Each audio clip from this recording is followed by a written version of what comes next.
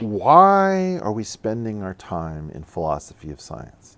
When we as scientists spend too much time in philosophy of science, we have failed. And one of my concerns is that with all of the ink spilled on what is science, what is a science, what is a theory, what is a hope, what is a prediction, that's what happens when people aren't able to do good science for a long period of time. So here's the point. Over in biology space, we swear that evolution, when we say it's just a theory, we don't mean anything less. It's as close to saying it's a fact as we ever get, right? It has been so thoroughly demonstrated to be accurate that we are treating it as a fact until we discover something that dislodges it, like this is all a simulation and evolution was put in it to see what we would think, right? Something like that. So evolution is as close to a fact as we get, and we call it a theory. My point would be, at the point that your work predicts things in the world that lead us to understand that it is at least highly accurate and maybe the final step in our quest to figure out how the universe works, then it becomes a theory, and there's only ever one theory at a time, right? But the problem is, over in physics, because physics people are sloppy about this language, you've got people, string theorists, engaged in string theory. And the thing is, their work doesn't even rise to the level of hypothesis. Well, but they'll say things like it's not a theory, it's a program. But this is my point. It's actually, philosophy of science-wise, string theory is an interpretation. Okay. I want to try to say something a little bit more horrible. Okay? Why are we spending our time in philosophy of science? When we as scientists spend too much time in philosophy of science, we have failed. And one of my concerns is that with all of the ink spilled on what is science, what is a science, what is a theory, what is a hope, what is a prediction, that's what happens when people aren't able to do good science for a long period of time. No. I believe you are making a mistake. And by the way, you make an excellent point about what you call desperation physics. So I believe you are conflating. I think that may have been Pauli's term. Well, you and Pauli have done very well with this one. But in any case, desperation physics is real. I'm well familiar with it. Philosophy can become another version of desperation physics or desperation whatever science you want to talk about. It is not inherently that. And so my point would be, you actually don't need to spend a lot of time in philosophy of science space, but you need to spend enough time, and that in effect, what you've got in physics is you have the so-called string theory community, which is effectively like all of the suitors and other lowlifes in the manor, right? And Odysseus is coming home to liberate the manor and save Penelope, right? The point is, the coming home, the stringing the bow, the saving Penelope is actually done with the philosophy that says these people are not legitimate here. How do we know? Because they have dressed up a notion that maybe, if we're generous, is an interpretation. They have dressed it up as if it has the power of a theory. It doesn't even rise to the level of hypothesis, but they're claiming it's a theory. These people are illegitimate. And so anyway, I think that the amount, that took 3 sentences, 4 sentences, and the amount of power that comes from recognizing, why are we taking this as seriously as a hypothesis or a theory when it doesn't rise to that level? So let me just sort of say this. Somebody set up a 24/7 chat room facility on the Discord platform for the Portal community. And when I pop in by, some means by which I'm quiet and I listen to what people are talking about, a huge amount of the time they're talking about, is there free will? Are there many worlds? Is something a scientific hypothesis?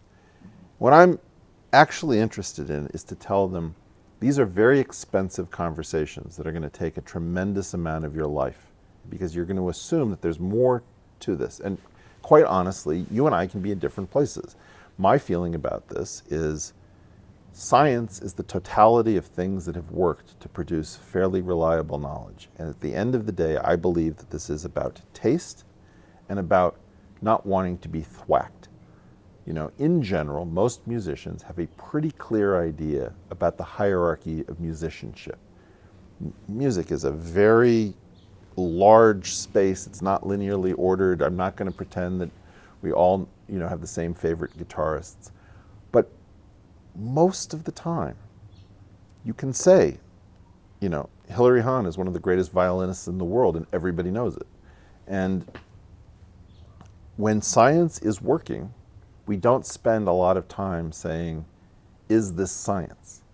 We spend a lot of time talking about, is this science, is this settled, when we're in politics space, when the field is stagnated, when there's a dispute in which people refuse to say that logic or data adjudicated. And this may be different for evolutionary theory and physics, but from my perspective, I don't enjoy being dragged into the demarcation problem by people who want to say, oh, you're a consequentialist, or I'm coming You're from a compatibilist. I'm from a neo-Popperian perspective. It's like, oh, are you telling me that you don't do work? Yeah, I don't think I'm telling you what you think I'm telling you. Okay. Because the other part of this riff is that this is not supposed to be scientists having this discussion. Yeah, but the scientists we've been so dead for so long in what I care about. It's all dead. I mean, you've got an entire academy full When of did crazy evolutionary theory stop? 1976. Pretty Okay. much. Not entirely, but pretty much. Yeah, and pretty much, in some sense, the kind of theoretical physics Yep. that I weep over and gives me jitters stopped around 1973. Okay. Now, my point would be, somehow, civilization subsidizes a certain number of philosophers, including a certain number of philosophers of science, who are confused, for the most part, into thinking that their job is to talk to each other, right? Rather than to adjudicate what constitutes science on the basis of rules that are actually pretty well understood. And so I am not arguing that we should be spending our time on this, but I'm arguing that their failure means that a small amount of investment in just getting our terminology even straight, so that when we make a claim, we are, you know, when physicists use the word theory Right. for a hypothesis, they upend biologists who are saying, actually, when we say that Yeah. Darwinism is a theory, we mean something very close to I a fact. appreciate, but you have to understand, people get into this argument over Darwinism because they're afraid of its Sure, implications. for God, yes. Okay. I have a different problem, which is that in general, when physics isn't moving, people aren't getting more adventurous as to who they're listening to. They're staying with the same popes. Sure. So I could turn to Karl Popper, Yeah. or I could turn to Ludacris. And I don't know whether you're familiar with the lyrics to the song Get Out the Way. Of course. Okay. So my feeling I is think you should say them for my audience who may be somewhat less familiar.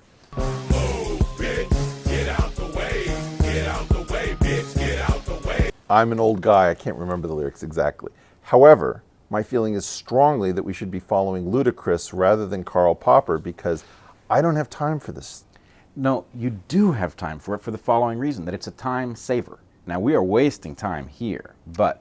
Then let's not. Well, let's not, but Okay. my point is, you've got suitors in the manor. So string the bow. String the fucking bow String is the the bow. point. But stringing the bow involves just saying, hey, you string theorists, you have an interpretation. You're not theorists. There was a guy named Julian Schwinger who was Feynman's rival and came up with his version of what we call renormalization theory to get answers out of quantum electrodynamics. And he had an epigram for a book that he had to write because nobody was taking him seriously. And the epigram was, if you can't join them, beat them. Beat them, yeah. Mm-hmm. So my feeling is that I could spend the rest of my life trying to get their attention and saying, oh, pretty please, listen to this thing that I've got. I'm also just sick of them. I'm sick of the critique. I'm sick of the discussions. I'm sick of the same people getting trotted out over and over again. I'm bored. Sure. And we're all bored. Yep. And so my feeling is, let's do non-boring things. Right, but your work, okay, I still don't get it. We will get there, Okay. hopefully. But your work, in the end, will predict things in the physical universe that will allow us to tell whether or not you got it right. Well, when you say you got it right, the most important person in this regards is not Karl Popper, is probably Dirac in his 1963 Scientific American article, where he specifically points to the instantiation of a theory, which is effectively not only the suit, but how it has been tailored. Okay. So you can have a suit that has been mistailored, and it will not agree with experiment the way the suit will not fit the person who's intended to wear it. On the other hand, that doesn't tell you anything much about the suit. It tells you about the tailoring. So when you have an invalidation, part of the problem is that you've invalidated the instance rather than the class. Believe me, for one thing, one of the reasons that I spend time in philosophy of science land is that I believe that all of the things that we learned from the simpler fields do not apply well to biology, because the complexity causes you to falsify true things on the basis that that complexity always provides edge cases which don't agree. And so if you take a very narrow Popperian view, you constantly think things that are actually true are false. And this actually dovetails well with Popper himself, who initially was not a fan of adaptive thinking. Well, and we He can came talk about around. strong Popperian and misreadings of Popper. But again, my point is, you are in a luxurious position, let's say, with your telomere theory and with the trade-offs and the instantiation of antagonistic pleiotropy, as we discussed on episode 19, which is, the point is, okay, I just predicted something from first principles inside of molecular biology using only evolutionary arguments, so F you. Mm-hmm. Right. Okay? Right. Exactly. FU is fun. Because FU it doesn't, is fun. I don't love having another philosophy of science. I'd rather talk about, do we have the ability to validate, to explore, to refine? And again, you know, I talk around science all the time. Either we're talking about pedagogy, we're talking about what is it good for in technology, we're talking about does it play by the rules, we talk about everything other than the mind-bending, gut-wrenching, life-affirming, soul-elevating stuff that'll get you high as a kite. So I would rather spend time on like the majesty of the world than talking about some goddamn philosopher of science and whether or not I dotted my I's and crossed my teeth. Totally. Yeah. But I think your string theory community is busy razzle-dazzling people with something that doesn't really merit their attention. They are so weak at this point. It is so past their sell-by date. And not because of string theory. It is the string theory program, which is, let me tell you, don't worry, we've got this. Everyone else is an idiot. We're smart. And anything else that anybody says, we're going to declare as string theory anyway if it's true. So we got this. Yeah. My feeling is, you just wasted people's time, depending upon how we count. You wasted people's lives. You wasted wasted their people's careers. lives, careers. You spent the entire credibility budget of the theoretical physics community on a baby boomer vanity project. Move over. It's enough. Totally. And Okay. I don't know if you would agree with this exactly, but I would say, look, the reason that this happens in every field, and it's completely maddening with the strings theorists, but it's not totally unique, is that there is no mechanism whereby a school of thought that has run out of power to explain new things can be dislodged, right? The fact that the grant money keeps coming in or the jobs keep getting awarded. But there is something, which is money. Like, for example, there was a death of a very rich person in Chicago, which I think was left to the Poetry Foundation, right? So Yep. hundreds of millions became I available to remember that one. poetry. Yep. Okay, if you had hundreds of millions to disintermediate string theory, you could do it in an afternoon. Sure. But my point would be, the way to deal with this so it doesn't keep happening is on the front end. And frankly, I'm not even sure, I didn't get this from you, but if instead of allowing the field, the school of thought that is the most promising at the moment, to take over the field, at which point it becomes impossible to I mean, I dislodge when understand it fails, if you kept the second best school of thought alive at all times, so at the point that a school of thought has failed, it has its natural replacement ready to go, we would be in a much better position. But let's be. We're going to end up in one more of these diversion discussions, which I can't stand. But here's the real deal with respect to it. The string theorists were smarter than the general relativists. They were more creative. String theory gave them some place to demonstrate that they were smarter and more creative. Okay? Yep. As a result, the smart, creative people went into an area that turned out not to work. Now, it's not to say that some portion of it will not be salvageable, because it was real work of a mathematical type. But part of the problem is, how do I figure out how to rationalize giving money to people who are not as good as the top people who've all rallied around something? Mm-hmm. And so you have a chicken and egg problem. Now, let me just say very clearly that this is like a peer review problem. This is a science is social. This is like selecting for people with high emotional intelligence. Some of us have high emotional intelligence across a fair spectrum, and then it may be limited somewhere else. But we try not to use our emotional intelligence when we're doing science, because it screws up our science. Because in fact, science isn't about like anything that you want to pre-assign it to. Sometimes it works in teams. Sometimes the team is the problem. It's whatever goddamn works. Mm-hmm. And in essence, being able to say shut up to people who have like a no assholes policy. I keep hearing about, our department has a no assholes policy. It's like, great, you wouldn't have participated in 20th century physics. Next. You know, let's just say it straight. You know, that policy projected over a past that we all know who the heroes were. Oh my God, Newton was mean to me. You know, now he doesn't have a job. Yeah. Okay, well, you've just showed us.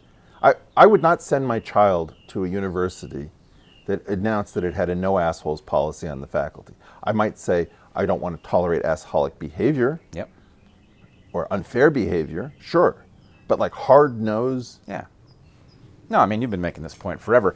First place I heard you make it was with reference to medicine. And your point was very frequently the doctor you want is an ornery son of a bitch. That they're the people who will end up with the... Our first child was delivered by the ornery son of a bitch in a OBGYN practice who saved us from the doctor we loved. Yeah. Give me the son of a bitch. Oh, exactly. No, the person who makes sense, tells you what's really going on. I don't have to have tea with that person. I got my kid home from the hospital safe.